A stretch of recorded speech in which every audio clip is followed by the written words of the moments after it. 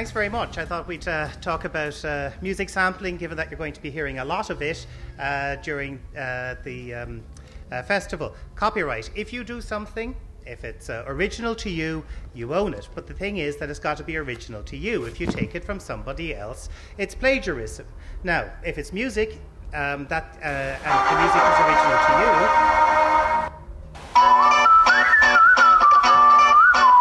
whether it's Beethoven 5 or Maroon 5, you still get copyright in the music. But if somebody takes it, well then they're in breach of copyright and it's plagiarism.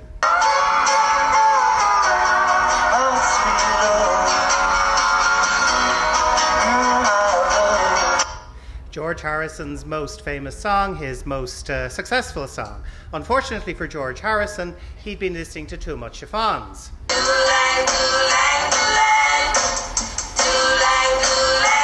He's so fine. She were mine. And the day after he had launched his song, the chiffons sued him for infringement of copyright. Do you think they sound the same? Yeah. So did the court. The court said that even though he claimed he had forgotten and therefore it was unintentional, it was still a breach of copyright. He had to pay them about $500,000 to buy them out.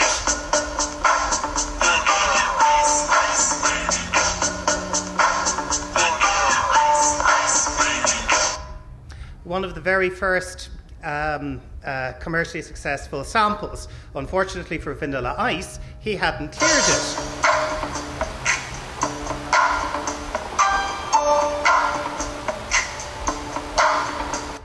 Straightforward rip-off. It wasn't even a new guitar like with George Harrison. Freddie would have been 65 on Monday and the music still sounds good. Do you think that it sounds the same? Yeah, it's the same.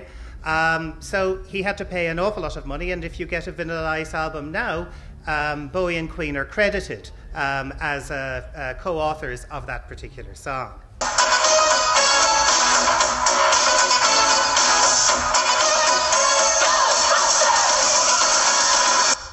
Yeah, one of my girlfriend Marianne's favourite movies. They wanted Huey Lewis and the News to do the theme tune, but they weren't available.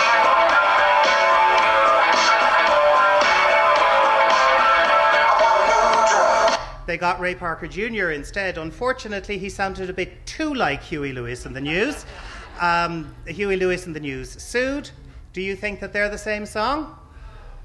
Oh, well, you see, this is where sometimes the music comparison breaks down. Nevertheless, the lawyers thought it was the same song. The lawyers get everywhere.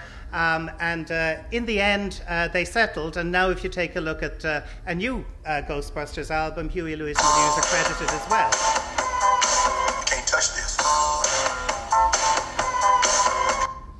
Okay, that's MC Hammer, another one of the samples. Now, anybody know where we're going next? No? Okay, well, neither did MC Hammer, at least he claimed he didn't.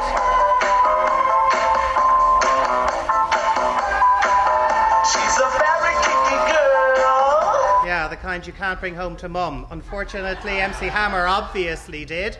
And now the Super Freak are credited with MC Hammer. Again, the settlement meant that the original author got all the credit and half the money, and that's what's beginning to happen now. In the early 90s,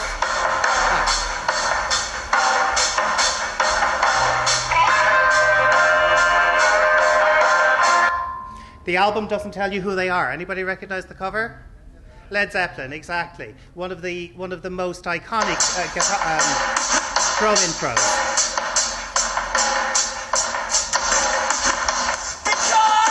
Beastie Boys' first album, first track, first problem. They forgot to get permission as well, so Led Zeppelin sued, and again the lawyers got paid, and Led Zeppelin get paid too. In the early 90s, 200 samples in a 5-minute song wasn't unknown. Because of these kinds of disputes, Big hairy woman, you need to shake that stuff. Big hairy woman, you know I bet it's tough. Big hairy woman. Okay, that's Two Live Crew. The unclean version sold 2 million copies. The clean version only sold about 30,000 until Roy Orbison sued, at which point it sold about 500,000 copies. And Roy Orbison Pretty woman, won't you pardon me, pretty woman? I couldn't help but see, pretty woman. This time there's a happy ending for the Ripper offer on the grounds that the US Supreme Court said that this was a parody, it was a transformation, it was a fair use.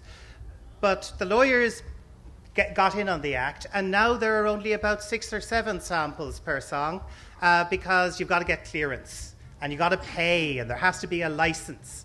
And most people aren't prepared to litigate to the Supreme Court like Two Live Crew did. It's a good thing that I got the audio, otherwise I'd have had to sing. You wouldn't have enjoyed it as much. Thanks very much.